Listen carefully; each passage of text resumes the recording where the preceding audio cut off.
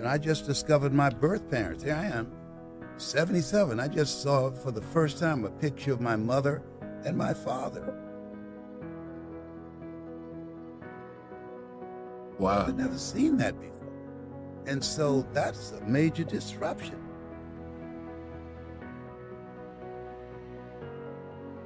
Two brothers that I didn't know I had. That's a major disruption. So I'm still processing that. You talk about the last few weeks. Here I am, my 77th year on the planet. And now I find out God said, I got something for you. My second cousin showed me a video of my mother speaking, which I've probably watched it about 56 times.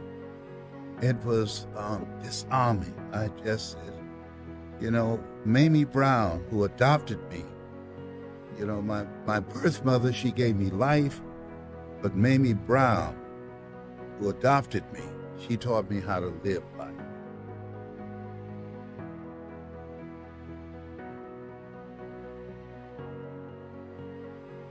Just wanted to see a picture of my mother or father, and always wanted to meet someone who knew them. Now I have pictures and met people who knew them and sharing stories.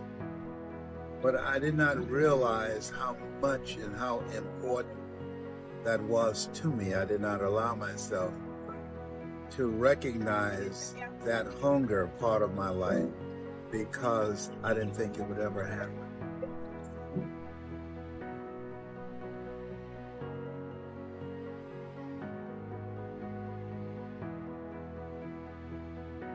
I went down to Gainesville, Georgia, and as many of you know, I connected with my birth family.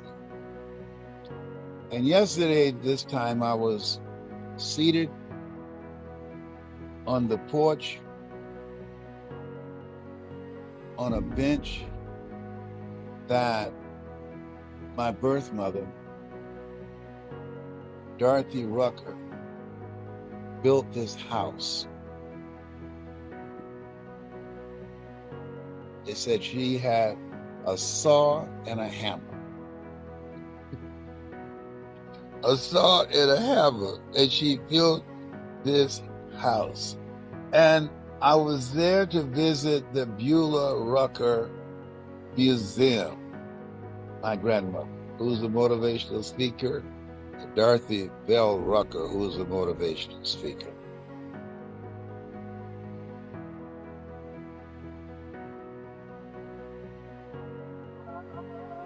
Green, them good old collard green, good and greasy, collard green. I tell them good old collard green.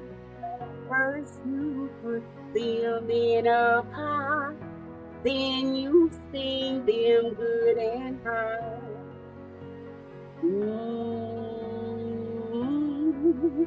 Them good old collard greens.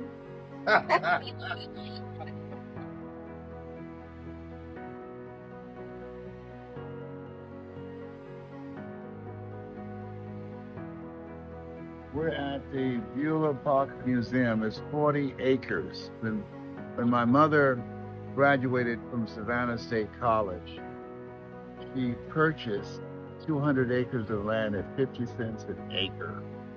Okay? And she worked. She worked hard.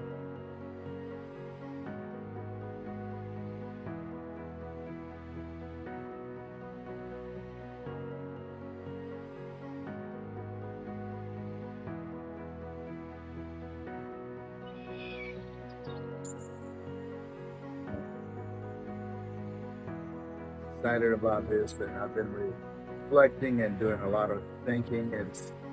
It's a new narrative for my life. I now have to begin to ask the question, what am I to do with this? I and my brother, we were a secret. Wow. This thing called life. Did you care to know why they put you up for adoption, or? Oh, I knew why she did. She was married. Okay. And her husband was away in World War II. Gotcha. So she had to get rid of us before he came back. Boy, them country secrets be different, don't they? Yeah, them down south dirt road secrets, boy. Lord have no, mercy. they're everywhere. And so it was disarming to see her, to see our mannerisms. There's certain things that taught, some things are caught. And you do things and you don't, there's some things I call, you can't help it. That you can't help it. It's just It's who in you. you are. It's in you. And you've got to do it.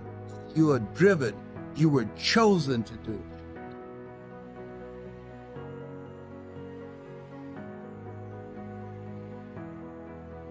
Sometimes missing something until you find it.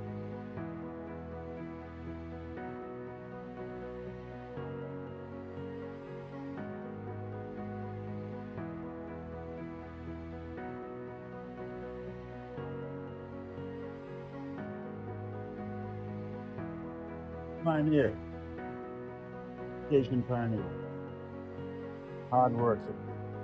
This is to sacrifice time both day and night to light a torch of instruction, which I hope will cause the public to see the purpose of this much needed institution. The Rugged Pathway, Beulah Rucker, 1953. I was 8 years old.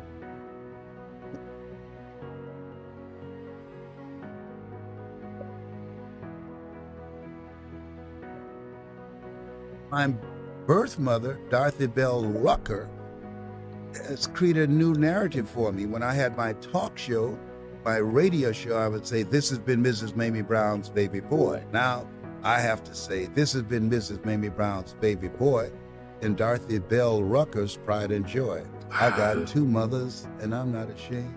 I've got two mothers, and I love them just the same. And so I now have an expanded narrative about who I am and what caused me to become the kind of person I am. Because Dorothy Bell Rucker was a motivational speaker, teacher, educator, and Beulah Rucker, who had a relationship with Mary McLeod Bethune, she was an educator, she was a motivational speaker. They have a museum in her name, the Beulah Rucker Museum in Gainesville, Georgia. And so that's the lineage that I came out of that I had no clue, that I was not aware of.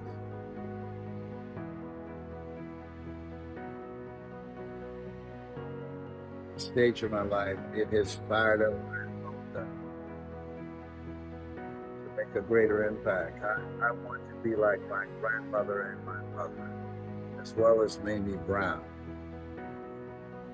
to make my life count through people, as my mother Mamie Brown did, my adopted mother, and my birth mother. I want to have an impact on people's lives, a greater impact. And I know even at 77, I still got the juice.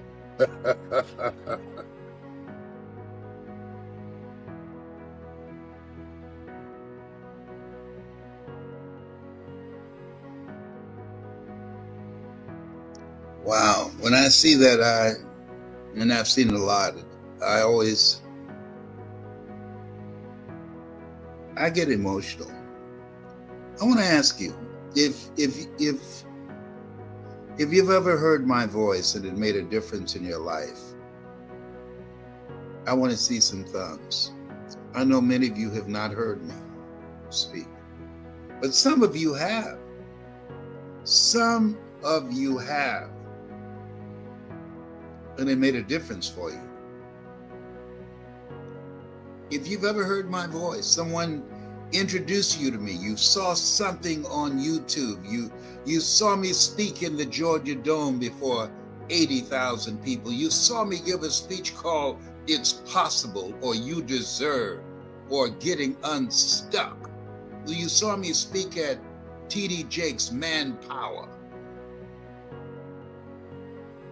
Some of you, I know it's got to be more than people who've heard me than just the little numbers that covered up here now.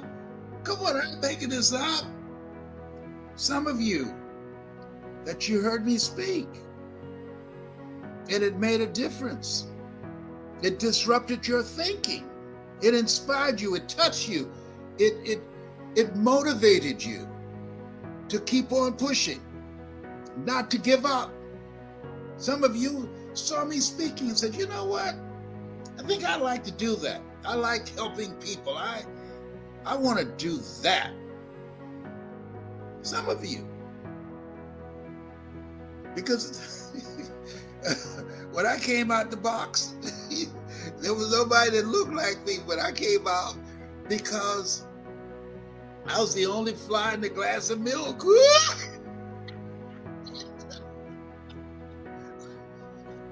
Sent off to the company that had this infomercial with Tony Robbins, and they say, Mr. Brown, you got an inspiring story, but you black.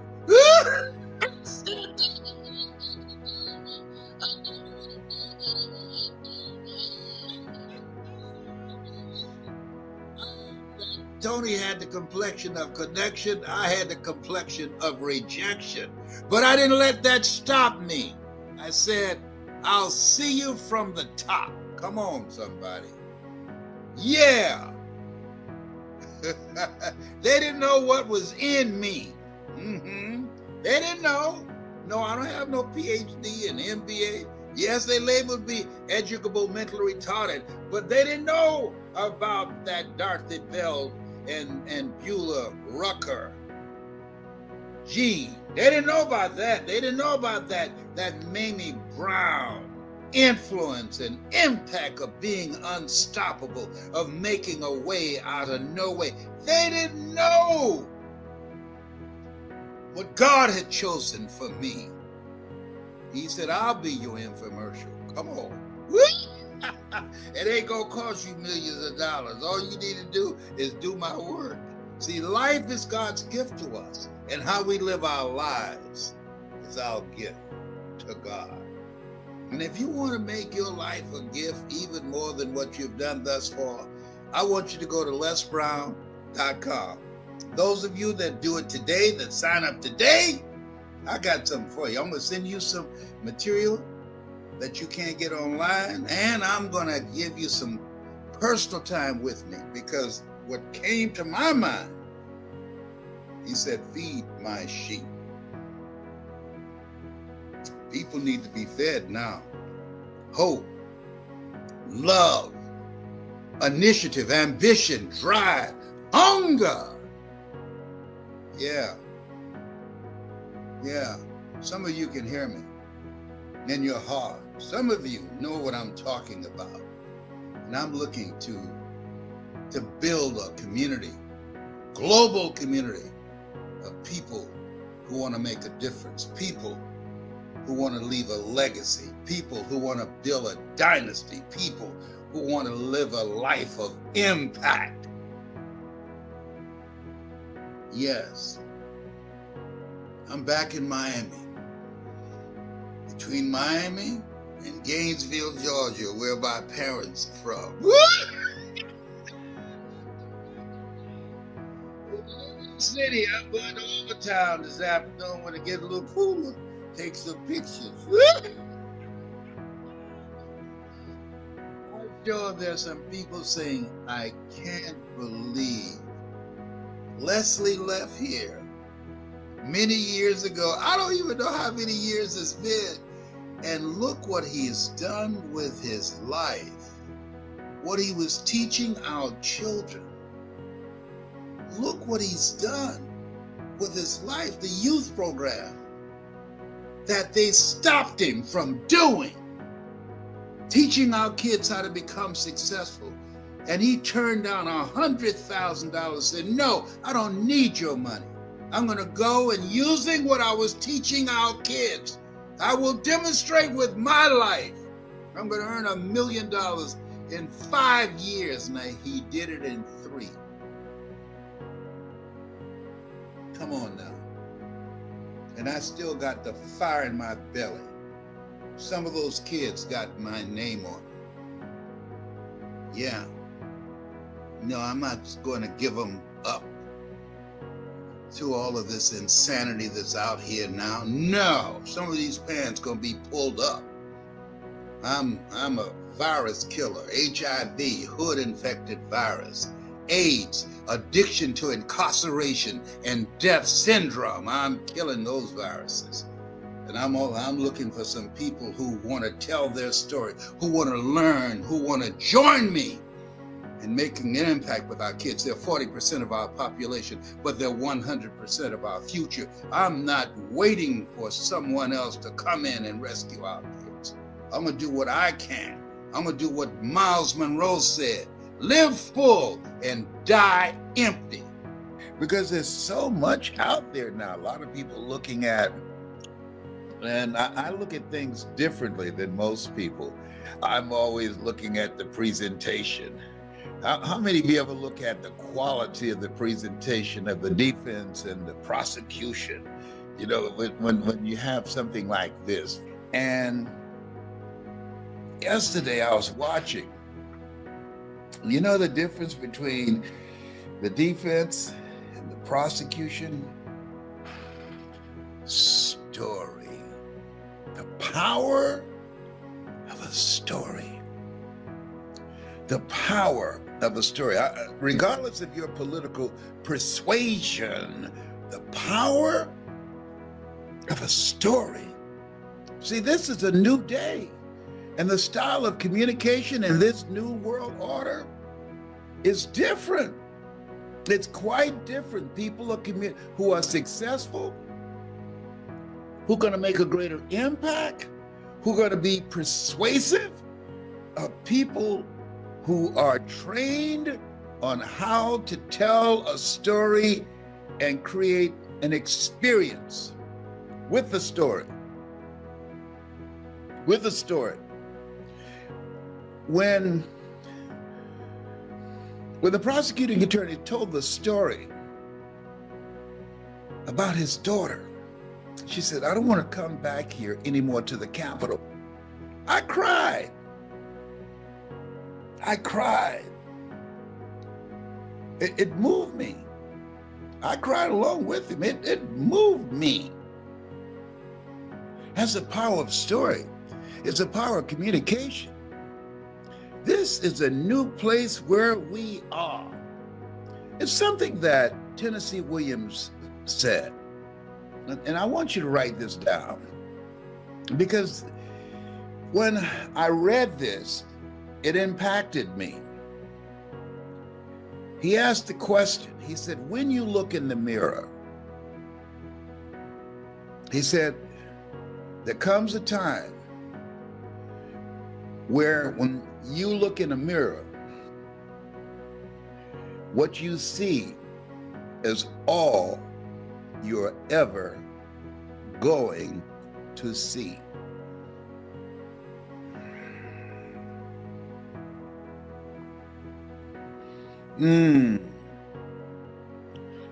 And what most people do, they stop really looking into their eyes and just look at their face. They make up their face. They don't make a commitment to transform their mind. They don't make a commitment to cultivate what's behind the eyes. They don't dissolve, they don't decide and become resolved to create something different that's looking back at them. And this moment for me, when I looked in the mirror, I remember it just came to me, dropped in my spirit, as Dwight Pleasure would say. I had broken up from a relationship, and I was in the mirror crying, and I was saying, this just can't be me. My cousin Boo was with me. I said, Boo, this just can't be me. I just cried like a little baby. Boo came in, and he said, as he looked in the mirror and saw my face, he said, if it's not you, who is it?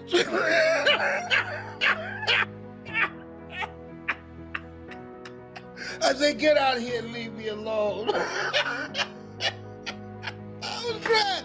Women don't think that we cry when y'all break up from us. Yes, we do. We might hide it. Oh my goodness, you just can't be me. He said, if it's not you, who is it? I don't know. You just leave me alone. And so I resolved, when I looked at who was looking back at me, is this me? Where my life was at that point in time? What I know that I have going for me? And that guy who was looking back at me? I decided right then and there that was not it for me. He said, there comes a time in your life when you look in the mirror and you know what's looking back at you. That person who's looking back at you is all you are ever going to be. That's an awakening.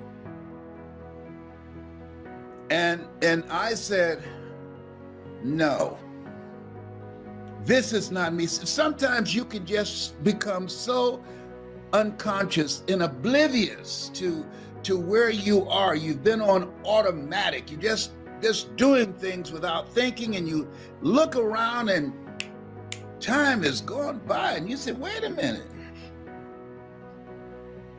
How did this happen? How did I get here?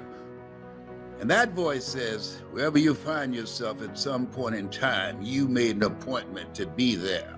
Now, you got a choice.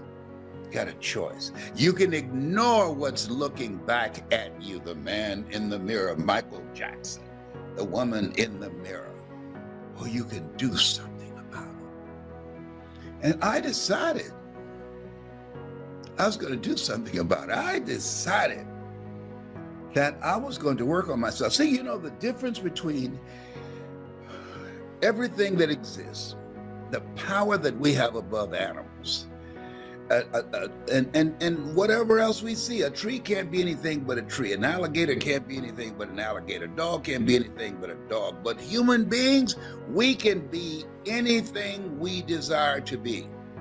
If we're willing to make the commitment, if we're willing to invest the time and the effort to rethink our lives, to reinvent ourselves, we can be anything. We can change what's looking back. And that was a moment, a decisive moment for me. Have you ever had that kind of moment before, where you looked at yourself and said, hey, what happened? That you didn't recognize you. Sometimes it can be in a relationship where you're dying together rather than living together. Sometimes it can be on a job where your hair is turning gray. That job is not you. You overworked and underpaid, and you're spending 40, 60 hours a week, somebody controlling your life, telling you how high to jump, and you know it's not you. You know it's not you. You're living a misplaced life. You know it. On Monday morning, people who do that, the heart attack rate increases by 35%. They end up dying on the toilet, getting ready to go to a job that's not them. 86% of people, they know it's not them, and they die of a broken heart of living a life that's not them, and they have the potential of greatness in them to do so much more, but they decided to ignore what they saw in the mirror and refuse to see it again. Just spend time putting the makeup on. Yeah. Spend time covering the gray. Yeah, they have a little revolution there. Obedience. wave. Hello. Listen to me, Linda. Listen to me. Oh, I'm dropping some stuff as these young people say today. I'm dropping some truth up in here, up in here. Somebody say, there he goes. Hello, whatever. And so when you look at yourself, look at your goals, and look at your dreams, oh my goodness, this thing called life. I want to see, I want somebody to put on the right here, say, I feel you. Just put there, say, I feel you. I feel you, Les. I feel you, Les. Tyrone, somebody just after you. Tyrone just said, I'm busy. I've got some squirrels. I'm trying to teach them how to speak English. If you don't know, I have a squirrel friend named Tyrone that's on the west side of the house, and he's taught me squirrely. I'm bilingual now. Yes. So listen, if you believe that what you see in the mirror, there's more of you back there behind your eyes. If you believe that this just can't be it, if you are ready, just said, you know what? I have to face the reality that if I knew how to do it, I would have done it.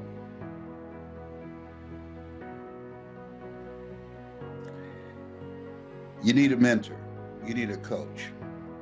Your voice is so important. You see the difference of presentation. One just talking out their head, and the other one tells a story to make a point. You never make a point without a story, and you never tell a story without a point. It's a new world order. This is a new day. And because it's a new day, it's a new style of communication that's required in order to get a buy-in, in order to influence people, in order to transform people, in order to impact people. I was living in Crossroads Apartments off Sunbury Road in Columbus, Ohio. I just gotten fired from WVKO radio station. And I just said, you know, I can do more than just be here being angry. I can do more than that.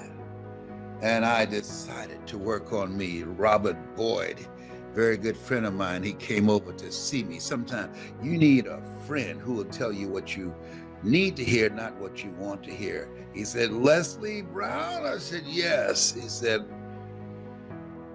things are not going to get better for you until you get better. Things are not going to improve in your life until you improve. That's all I got to say. And he turned and walked out. And I went and looked in the mirror. And I said, he's right. He's right. See, most people won't tell you the truth because they know you can't handle it. Don't cast pearls before swines, people of low consciousness, lest they turn and rend you, lest they get angry and turn against you, because they don't want to hear the truth. You can't handle the truth. Yeah. But fortunately, I was in a level of consciousness. I'd hit rock bottom. I was at a place that I could hear. And he made me look at where I was, how I had fallen, but most importantly, that was not my rightful place. Your rightful place is where your thoughts have brought you. Your true place is where your thoughts can take you. And I invested in myself to elevate myself. I'm giving out right now. You can go to Hungry to Speak and put in there, choosing your future, hungrytospeak.com, choosing your future, some CDs, some speeches that I'm giving away free. You are the subject area. You are the money. And based upon how well you communicate, based upon the kind of impact that you're able to make, to bring through your presence, to bring through the passion in your voice, learning how to create an experience with people that you can't see. The reason that I'm good at this, because for years I did radio and I couldn't see the audience. And I learned some things. I learned how to hold an audience's attention and be able to impact them, make them laugh, make them feel good. I can teach you how to do that too. I learned some things. I know a thing or two because I've seen a thing or two. Now you're ready to create a shift in your life. If you believe that there's more in you than what's looking back at you in the mirror, you're not listening to me by accident. You know that what I'm saying is true. You know. When I think about the people whose lives I've impacted around the globe, I mean, from around the world, if I wasn't able to communicate, if I wasn't able to reach them, to expand their minds, to touch their heart, to ignite their spirit, we would not be having this conversation right now. You've got a power voice, and there's a system, there's a systematic process to access that voice. There's no secret to success. There's a system to success. And the people who know how to communicate, the people who know how to impact an audience, have them on the edge of their seat, can bring them to tears, having them laughing in their tears, are the people that are going to be successful in this new world order. And we saw it yesterday, and it's going on today. It's going on today. I mean, that man who talked about his son, he had buried his son and his daughter, as he was talking to his daughter and said, well, I apologize for what's going on, the riots that's taking place here. I'll bring you back another time. And his daughter said, Daddy, I don't want to come back anymore. Woo! Wow. Here's something else. The power of communication. Whew. The power to tell your story. I can tell you how important that is. I used to be a state legislator. I beat an incumbent, 22-year incumbent. I'm not bragging, but I'm just telling you what is. 2 attorneys ran before me and they lost. They were very smart. I have no college education. And they lost. And you know why? They did not know how to tell their story. See, politics, as in everything in life, is the story you tell about yourself, the story you tell about your opponent, the story your opponent tells about you, and the story you tell about yourself if you are the opponent. Let me give you an example. 45. You notice he always gives all of his opponents names. Sleepy Joe. If there are times I look at him, I say, oh God, this is when I really miss politics. If I were running, I said, listen, traitor Trump, you've told 16,241 lies, or 16,241 statements. Let me ask you something. What are you hiding in those taxes? You went all the way to the Supreme Court and they knew it was frivolous and threw it back. What are you hiding? Come on, talk to me, brother. Let me tell you something. I don't know what, I love a good debate. Let me tell you, they don't know. I would say every time I would open my mouth, Hillary Clinton's not running, and I heard him talk about her yesterday. He called her Crooked Hillary. Every time I would open my mouth, I said, you know something, traitor Trump? I know you're in love with Putin. I know y'all cool. I know y'all down, y'all in the closet, but you got to come out sometime. But let me share this with you. You can't sell democracy down the tube because you're in love with Putin. No, it ain't going down like that. And something else I want to share with you, Trader Trump. that as you look at yourself, look at your goals and dreams, why is it you never talk about Putin? What's going on there? And it's none of my personal business, but I'm just wondering, aren't you married? What's happening up in here? My brother. Let me tell you something. He would want to run all, he'd be chasing me all around the debate podium. I love debates, oh my God. I was in this debate in Whitehall in Ohio. And Whitehall is called Whitehall because they didn't allow black people to live in Whitehall. And I was in debate with Bill Kopp, who was the representative from the 29th district. And he and I were debating. And so at some point he said, you know what? He said, Les Brown, I just don't think that you will be qualified for my seat. And I say, excuse me, it's my seat. And when I win, here are the things that I'm going to do.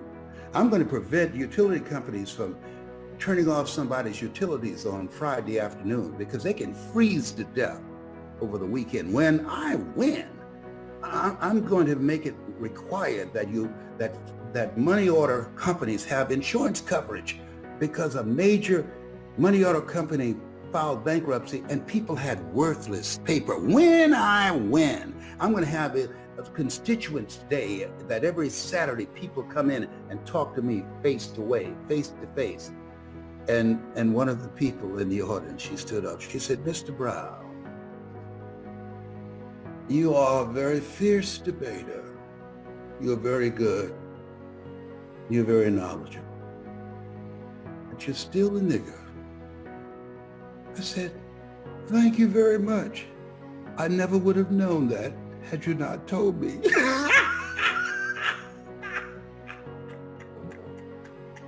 The audience looked at her and looked at me and I was still cracking up.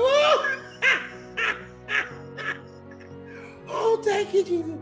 Whoa, thank you, dear. Thank you. And people came out. They started laughing at my laughter. My mother taught me how to be graceful in ungraceful situations.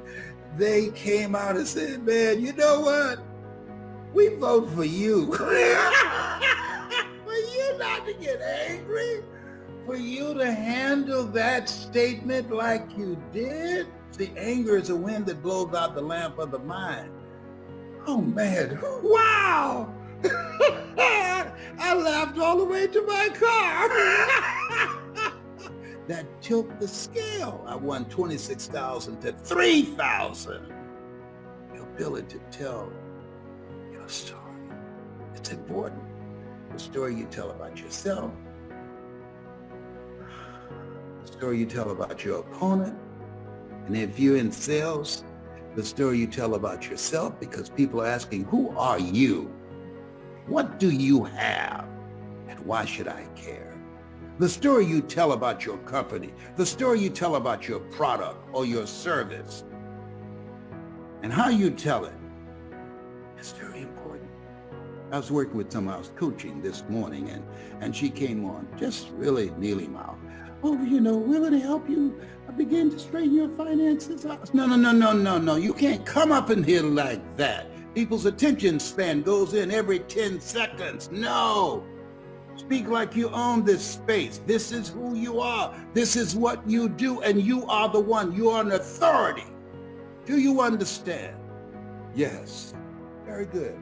Let's go at it again. Bring your voice down from your esophagus, down, lower. And it made all the difference. And how this person projected the story. You can create an experience with the story. You can transform people's lives. I want you to write this down. I want you to, this quote was given to me, and I want to give me that. Where's that quote I was looking for? And it's very, the story, what it says succinctly, when you tell a story, something happens in a person's mind and in their heart that it begins to touch the emotions And the story begins to expand their mindset to the possibilities. The story stays in the heart. Information is in the head, but the story, it's in your heart. And people are basically emotional. So when you work on your mindset, when you upgrade your connections, and when you work to impact your storytelling skills, the possibilities are unlimited. It's what you can do.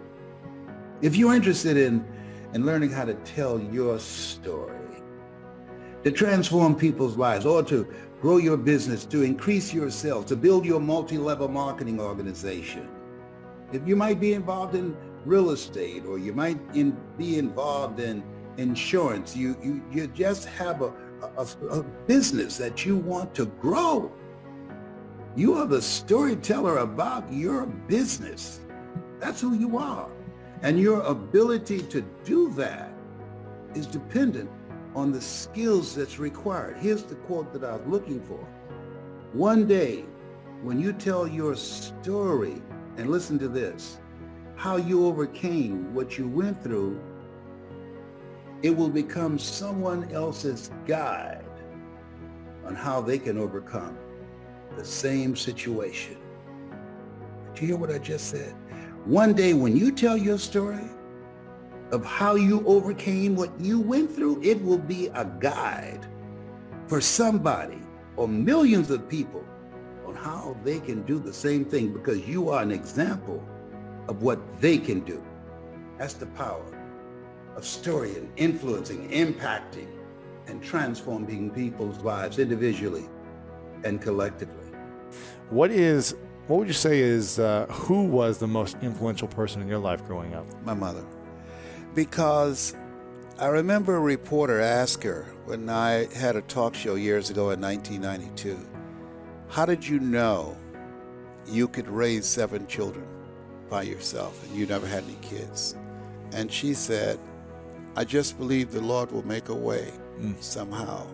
And one of the things I say to people, don't discount yourself. I didn't do what I'm doing now for 14 years because I didn't believe being labeled educable mentally retarded, failing in the 5th grade, put back to the 4th grade, and no college education, that I can compete with people with PhDs and MBAs. And so for 14 years, a lot of people say they have no regrets.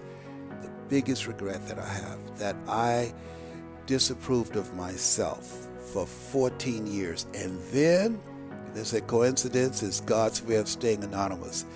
I went to a training and a guy was speaking.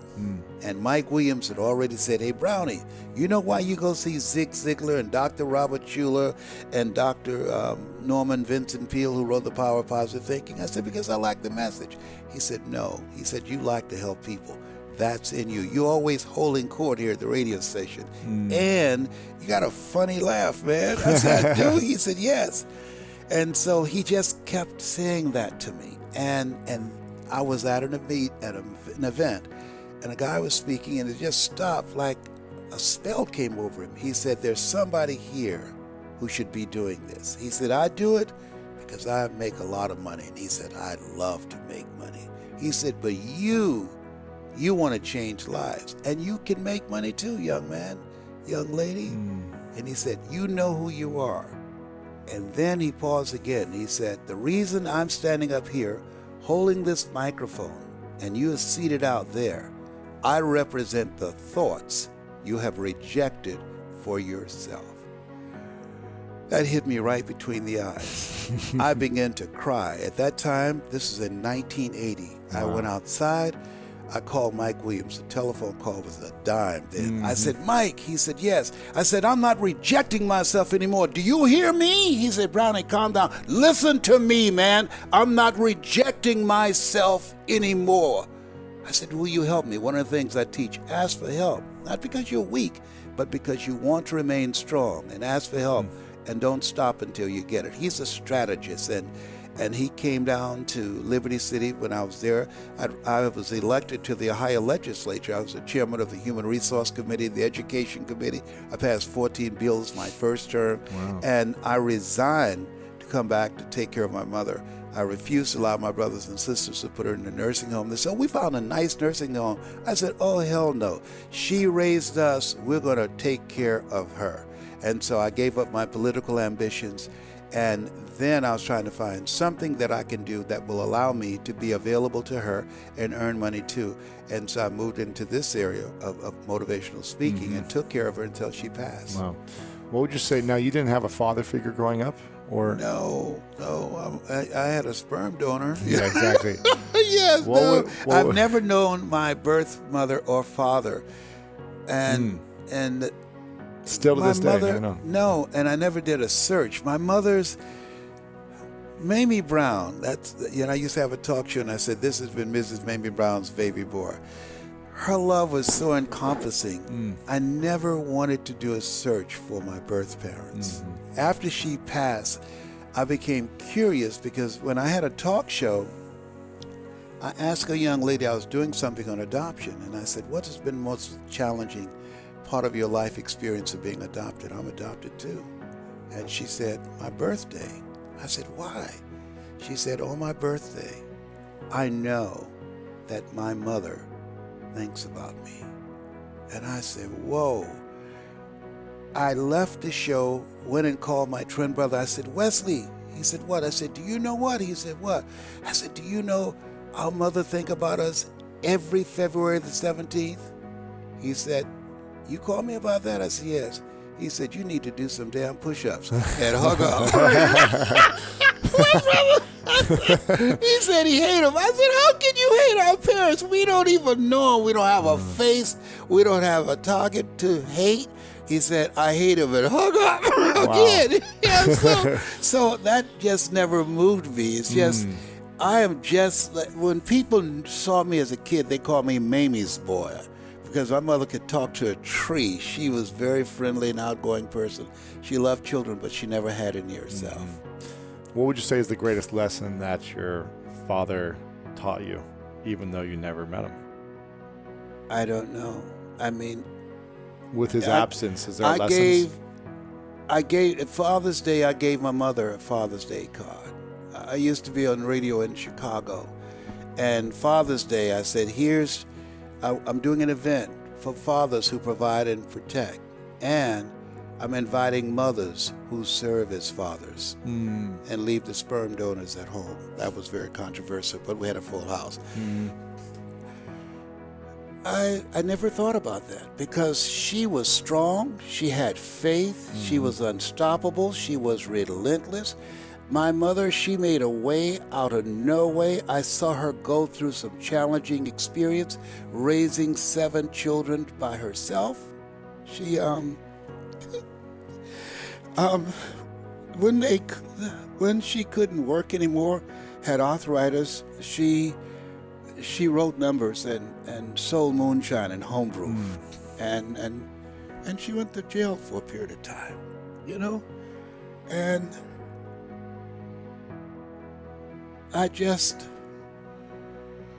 she only had a 3rd grade education, but she had a PhD when it came to life. And I was 10. I became a man then.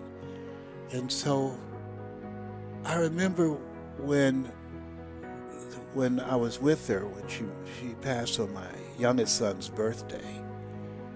And I remember holding her hand when she took her last breath. And I said, "I thank you for choosing us."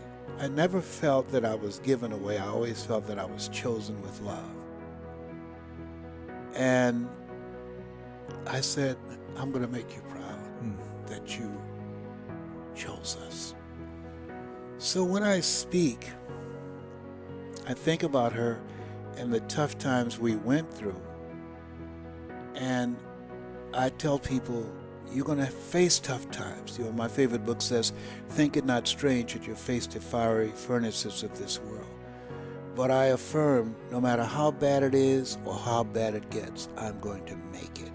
And I heard her say that she was determined we will always have a roof over our head, food on the table, and clothes on our back. And she was able to make a way out of no way. And so she has always been my father and my mother figure. That's all I know. Mr. Washington was a surrogate father for me. I've got some young men who they see me as their spiritual father, and he taught me, Mr. Brown, develop your mind. You don't get in life what you want, you get in life what you are. Mr. Brown, practice OQP, only quality people. Who you run with determines who you end up with. Mr. Brown, yes sir, develop your communication skills, because once you open your mouth, you tell the world who you are. And so he became like a surrogate father.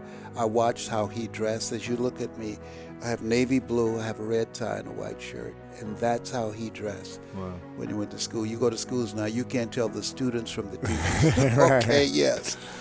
So, wow. Yeah. Wow, sounds like an amazing mother. Yes, she Amazing was an parents. amazing, very amazing parent. Yes, Wow. she was. What would you say is the greatest lesson she taught you? Never give up. I remember when she was very ill, and she, at that time, doctors would come to the house, Dr. Johnson, and he said, Mamie, you hold on now. And she said, I will, because I can't leave these children here by themselves. So she wasn't even thinking about herself. She was thinking about us. And so when I was diagnosed with cancer, and it was like 6 years ago in Orlando, the oncologist said that cancer metastasized to 7 areas of my body. I started smiling, and this guy said, did you hear what I just said? I said, yes. He said, are you in denial? I said, man, do you know 7 is my lucky number? I said, that cancer's getting the hell beat out of it now. He said, you are crazy.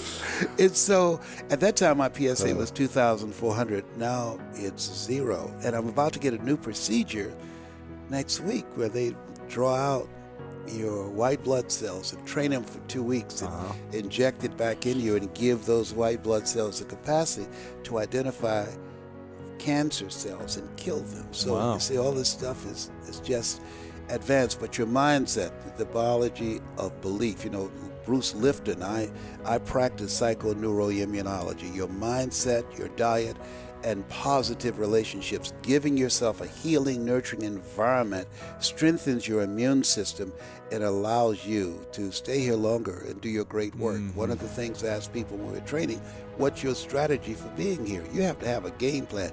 Being here is not a given, and I don't think doctors should tell people that you're terminally ill. What I think they should say is, my knowledge and ability to help you has terminated. Now you need to explore some other options. Right.